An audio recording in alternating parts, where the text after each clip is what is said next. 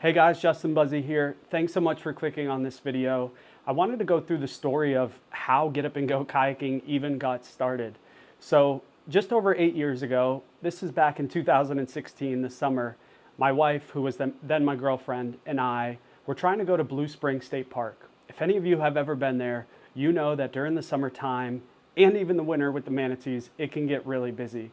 We took an hour-and-a-half drive from our apartment in Orlando to get there, and as we got there early in the morning, there was just a state park worker that was literally standing out there telling everyone to turn around because they were already at capacity.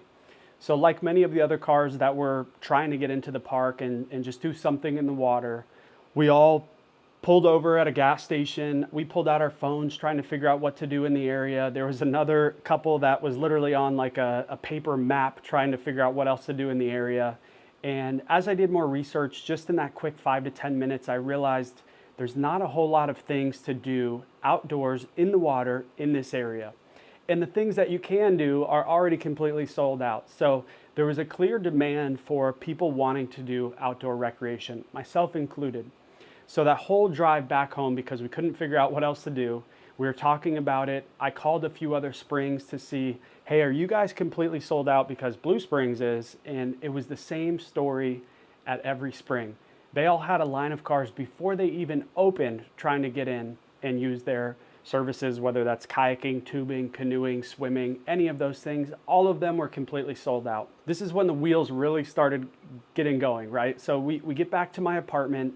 We end up just hanging out in the pool and kind of chatting about it a little bit more. And over the next 2 weeks, I did a bunch of research and started crafting and actually finishing my business plan. So I did a lot of research and realized that a lot of kayak companies in the area didn't have great websites, didn't really have any sort of social media presence.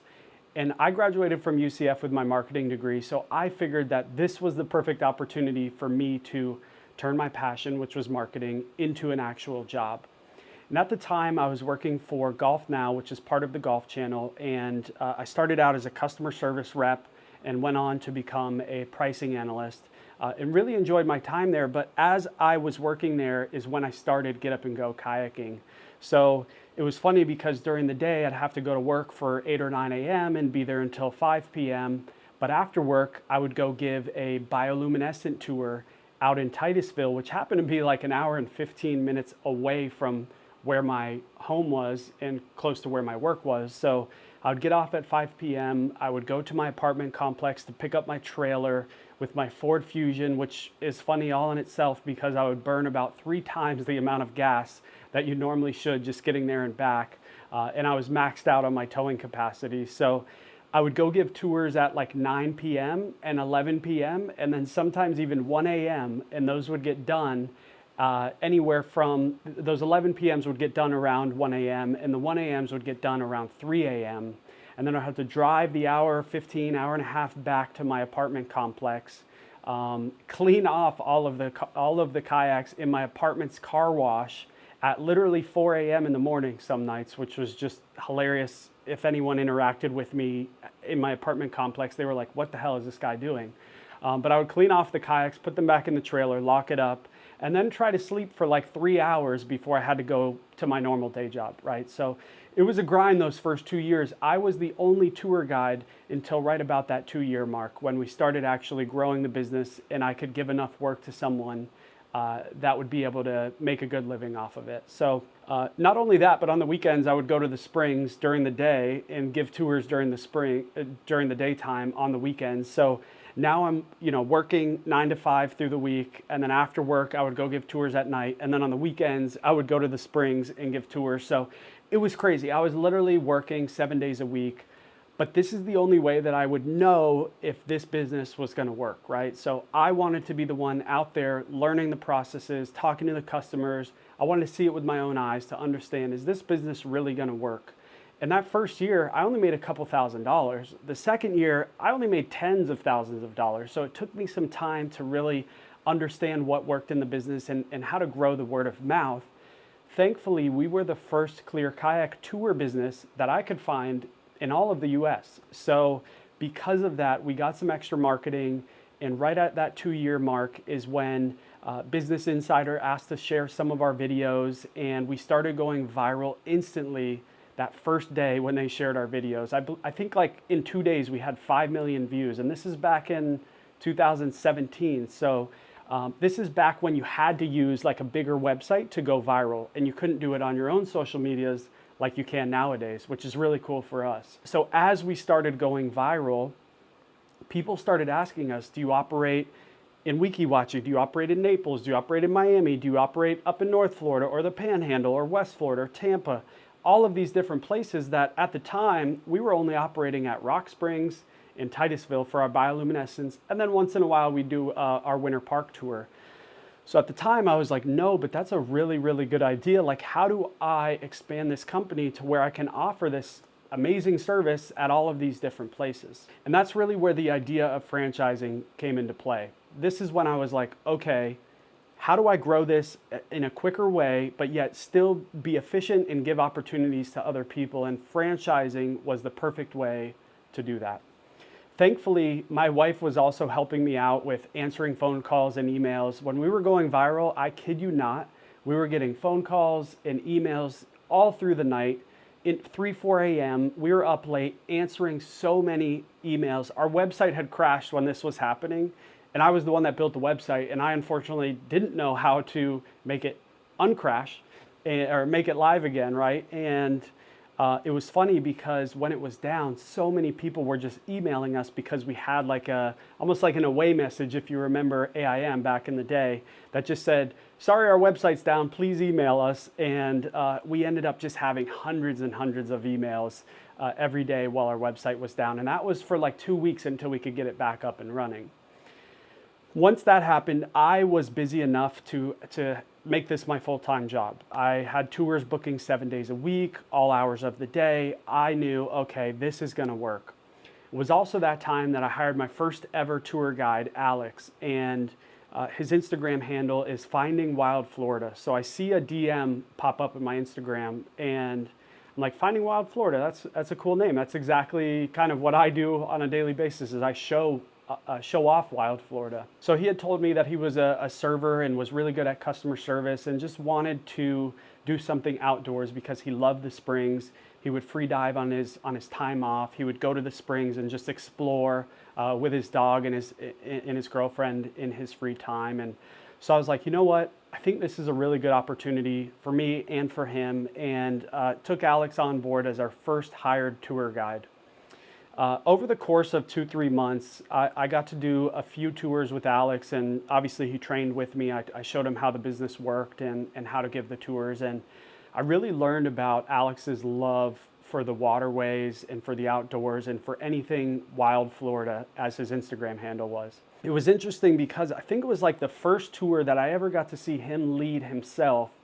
He had pointed out this natural orange tree, that wild orange tree that was just off the side of the canal that I had never seen before. In my 2 years of going up and down that canal, I had never noticed this wild orange tree. So I just thought it was cool. I was like, man, he's got an eye for seeing these things that maybe other people don't notice. And unfortunately, about three months into him working for me, it was on his day off. I got a phone call in the morning the next day when he was supposed to work. A guest was on site, and they couldn't find the tour guide, and Alex was the guide. And it was at this time that I was kind of like, that's not, like Alex. And I also had a missed call from Alex's dad, and I noticed that there was a few things that didn't, it was right then that like my stomach started turning, and I was like, something is not right. And I had known that he went free diving, and that day prior to work when he was off, he went free diving at Silver Glen Springs in Florida, and they had actually found all of his stuff right on the shoreline. And so they were the ones that called Alex's family. They got in contact with me, and we were all trying to kind of just figure out what happened. I think deep down we all kind of knew that Alex was still in those springs and didn't resurface from freediving, and it was a really, really difficult time. They actually didn't find him for 2 weeks, and I was talking to dive teams and trying to coordinate different dives and figuring out like, why can't you guys seem to find him down there if you guys are using tanks and he was just free diving?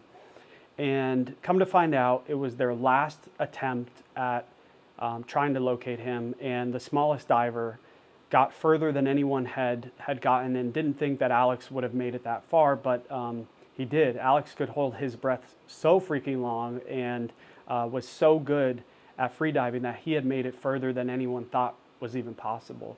But the next crazy thing happened was when I had to go and give a tour because Alex had passed away. I was actually training one of my now franchisees and a good friend of mine, Austin, and we were paddling upstream, and we had just made it to the top of Rock Springs. And if you've ever been to Rock Springs, the top of that paddle is pristine. The water is always this beautiful blue color, and it's amazing. So we get to the top, we get out of the kayaks, and we're talking to the guests, and all of a sudden, I kid you not, a wild orange just floats down the waterway right towards us. And I actually picked it up and ate it because I thought it was just like the coolest thing that happened. And to me, it was a sign from Alex. And this was before they had even located him and thought he was just, still missing. And it was just this like really deep understanding in that moment of like, okay, there's more to this than me running a business. There's this whole waterway that we operate in. There's all of Florida. There's so many wild places. And that this moment like opened my eyes to all of these things happening. So it's just this really, really impactful, crazy moment, very sad moment. And it became my why, right? And so I always attribute my why to Alex because he taught me where that orange was. He taught me to look around a little bit more and appreciate what we have right around us. And I really just got that infectious love for Wild Florida from Alex. And so to this day, we do a donation day for Alex on the anniversary of his passing in December. We do 100% donation day from the proceeds of our tours. We donate that to Conservation Florida and other organizations that help save and protect Wild Florida. And to this day, we still donate a portion of every booking to those same organizations in Alex's name. So I love being able to do that, and giving back is a huge, huge, huge part of the business that we do nowadays. And as we approach giving back, we're right near $100,000 total given back to these different organizations. And I am so, so thankful that Alex was a part of my journey and taught me all of this. In the short amount of time that I got to know Alex, I really, really, really deeply understood his love for Wild Florida. And so after this craziness happened, again, we were in the middle of like going viral, getting so many customers. I hired a couple friends to be tour guides, and thankfully the next year is when we became an official franchise. And then I ended up selling that first franchise to Austin, who was the one that was out there with me when I saw that orange floating down the waterway. And he was also a good friend of mine before becoming a tour guide of mine. So it was a really like win-win and a cool moment because we got to kind of like see if this would work elsewhere beyond my 2 locations. And so he took a risk on becoming the first franchisee, and 2 of my old coworkers from Golf Now, Mario and Sam, became my second and third franchisees opening at Rainbow Springs. And they kind of opened the same time as Austin.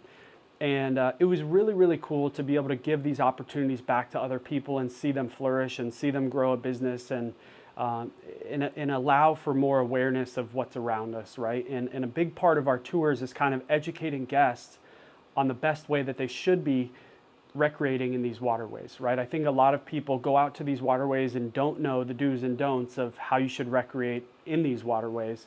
And hopefully by us bringing people out there and teaching them these practices, the next time they come back, they'll understand the best way to use these waterways. Over the course of the next 3-4 years, we sold a lot of franchises. My mom became a franchisee. My wife became a franchisee. My brother and his wife became franchisees. My wife's dad became a franchisee. A good friend of mine from college, a couple other friends, and then tour guides ended up becoming managers and then becoming franchisees. So there's been this really cool like family and friends culture that we've grown here. And people that have really come to love Get Up and Go Kayaking that have gone on to open their own franchises. So it's been really fun to be able to work with my family, my wife's family, tour guides, friends of mine. It's been a really, really cool opportunity to give them that same opportunity kind of that I got when I first started this business. And now that there's over 30 of us, it's cool because we're getting guests that are wanting to become franchisees and just random people that are searching on the internet and finding us in Entrepreneur Magazine. And so many cool things have happened along the way, and so many doors have opened. So I'm super, super thankful that I started this business. Where we sit today is over 500 million organic views on social media, which is like unheard of in the tourism industry. Across all of our socials, we have like 600,000 followers. We generate so much user-generated content, and we give so many people a fun experience that they can come and hopefully create a special memory for themselves in a special way with these clear kayaks. That's kind of where the journey has taken us over the last 8 years, and my role has turned from being the tour guide to being the manager to now being the franchisor and the CEO of this organization, and really now focusing on expanding this business, but still making it a fun culture to be a part of, streamlining all of the processes. And it's cool because in this process, I've learned that I love building businesses. And so I even still work with UCF with their Blackstone lab to go in once a month and sit down with students that have businesses or have a business idea, but they're not sure how to execute on it. And I help them with that. And so I've found this really deep passion for growing businesses, which is perfect for franchising because essentially every time we get a new franchisee, it's just growing their business and growing a new business. So it's been really fun for me on the franchisor side of it. And I still love going out and paddling when I can and taking content and shooting videos and photos and drone shots and all of those things. And we operate in so many beautiful places that honestly, I'm so thankful that I started this business and that it's gotten to where it has. Thank you for taking the time to listen to this story, where it's at now. I can't wait to re-record this in another 7 or 8 years and see what we've accomplished over that timeline. But yeah, I just wanted to give you the story of myself and Get Up and Go Kayaking and how far it's come, and also express some gratitude and thank you guys for being a part of the journey. And I hope that I can see you out on the water one day and be able to show off our beautiful experiences with you. And if you're considering franchising, hit me up. My email is justin@getupandgokayaking.com. So look forward to seeing you in my inbox or out on the waterways. But again, thanks for your time. Welcome to Get Up and Go Kayaking.